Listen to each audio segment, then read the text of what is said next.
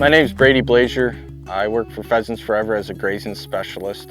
I cover a lot of the Northwest. Today we're sitting just north of Morris, Minnesota. We're here on a WRP easement. This easement is being managed through grazing of livestock. And the goal here with the cattle and the management is just to maintain the diversity and provide a mosaic habitat type across the whole easement.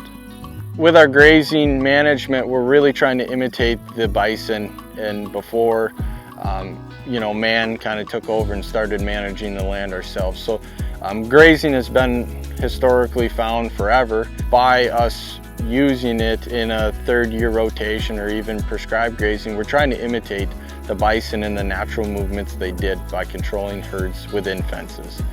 Cattle can be a huge aspect in the prairie and the development of a lot of these grasses. I think this site specifically provides a lot of positive benefits just based on the management of the easement and how this was done. There's 3 different paddocks here that are about 53 acres apiece. And originally we farmed it when my dad first bought it, and it was tough to farm. And in the mid 80s, when they were putting land into CRP, we put it into CRP, and it had been in CRP for probably 20 years. And then he decided to put it in this WRP easement, and we farmed it for 3 years, getting it ready to do that. And then it's been we've been grazing it now. This is the 9th year we've grazed it. So every 3rd year, the one cell gets grazed. Those cows or heifers, they come in here July 1st. They stay for a few months, graze down the vegetation fairly severely compared to other managed grazing plans, but then it has 2 years of full rest to recover. The grazing of this easement is the important part, as it reduces a lot of duff layer, which can be detrimental to game bird chicks and their movements through there. And these trails provide travel ways for them if there's heavy trailing throughout there. But I think the duff layer and the management of it is the important fact for all wildlife. I think the grazing, it works great for us, and I think if you'd come up here in the spring and see the paddock that was grazed the year prior, it greens up a lot faster because it doesn't have all the dead stuff that it has to go through first. It's an incredible difference when you come and look at it in the springtime. And the cows do well on it, and it's worked good. So with the grazing as part of the rotation here, we're going to see a big mosaic of different habitat types across the 3 different paddocks. By grazing during the time period that we are here, we're gonna really see the different expressions of the different forms.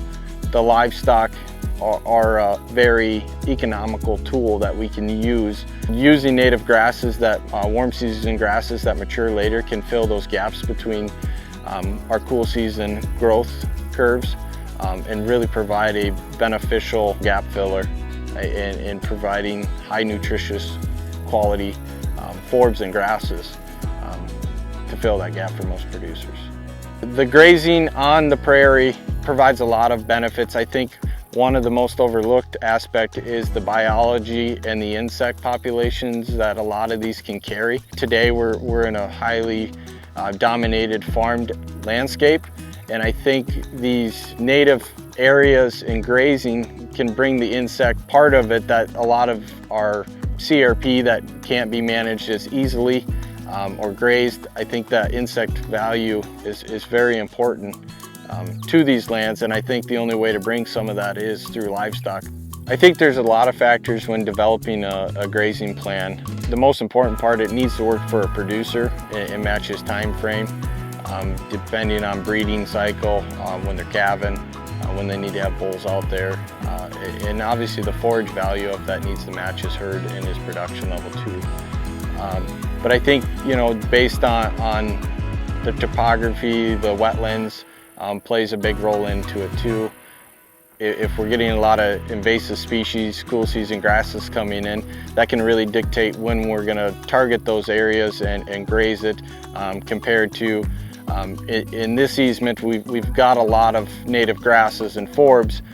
We're just trying to maintain those forbs and grasses and help keep that diversity alive.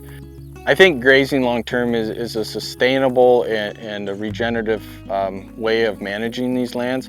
By using livestock at appropriate times and appropriate measures and stocking rates, I think we can really look long-term on developing the management plan. I think livestock just is a simple option, and it is a big important part of, restoring prairie, or just by managing prairie. If we don't add management into any of these grasslands, we can get a lot of introduced cool season grasses that can become an issue and really outcompete a lot of our native forbs and grasses throughout the landscape.